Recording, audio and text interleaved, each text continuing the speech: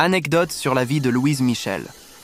Militante des femmes et anarchiste, institutrice et écrivaine, livres, poèmes, elle a eu une vie extraordinaire. Elle est née le 29 mai 1830 à Vroncourt-la-Côte, Haute-Marne, et morte le 9 janvier 1905 à Marseille. C'est une militante anarchiste et l'une des figures majeures de la Commune de Paris.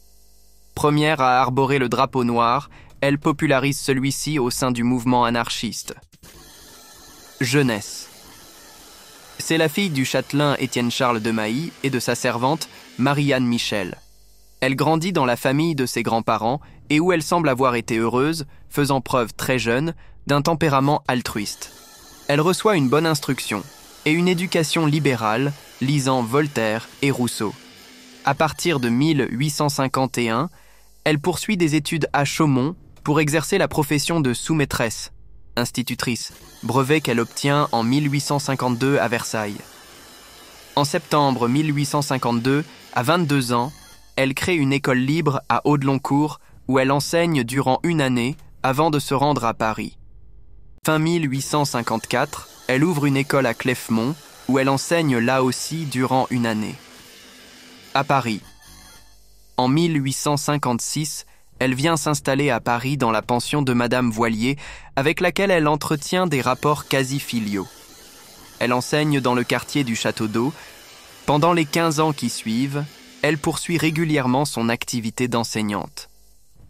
En 1865, elle ouvre une école, un externat, rue Houdon, puis un autre cours rue Oudot, en 1868.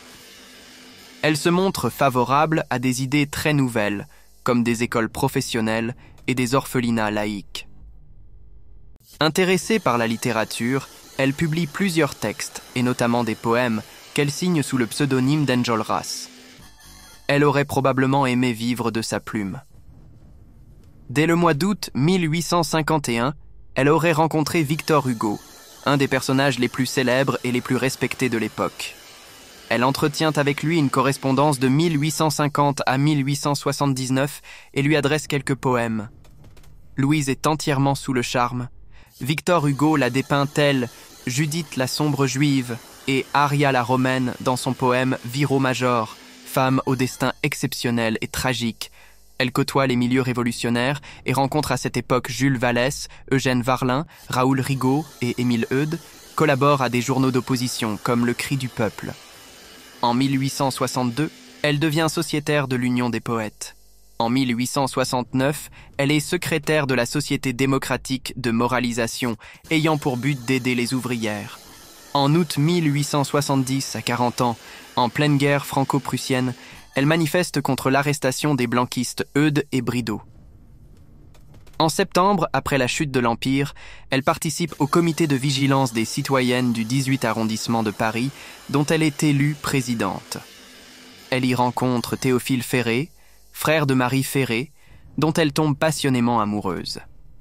Dans Paris affamé, elle crée une cantine pour ses élèves. Elle rencontre Georges Clemenceau, maire de Montmartre. On assiste alors à d'étonnantes manifestations. Femmes, enfants, gardes fédérés entourent les soldats qui fraternisent avec cette foule joyeuse et pacifique. Louise Michel fait alors partie de l'aile révolutionnaire la plus radicale aux côtés des anarchistes et pense qu'il faut poursuivre l'offensive sur Versailles pour dissoudre le gouvernement d'Adolphe Thiers qui n'a alors que peu de troupes. Elle est même volontaire pour se rendre seule à Versailles et tuer Thiers. Elle n'est pas suivie et le projet avorte. La Commune. À 40 ans, membre du comité de vigilance de Montmartre, Louise est très active lors de la Commune de Paris. Selon une anecdote fameuse, le 22 janvier 1871, en habit de garde nationale, elle fait feu sur l'hôtel de ville. Propagandiste, garde au 61 bataillon de Montmartre, ambulancière et combattante, elle anime aussi le club de la Révolution à l'église Saint-Bernard de la Chapelle. Elle rencontre à cette occasion le maire du 18 arrondissement, Clemenceau. Elle participe activement à l'affaire des canons de la garde nationale sur la butte Montmartre. En avril-mai, lors des assauts versaillais contre la Commune, elle participe aux batailles de Clamart, Issy-les-Moulineaux, Neuilly et à la barricade de Clignancourt pendant lequel elle tire ses derniers coups de feu. Elle se rend pour faire libérer sa mère, arrêtée à sa place.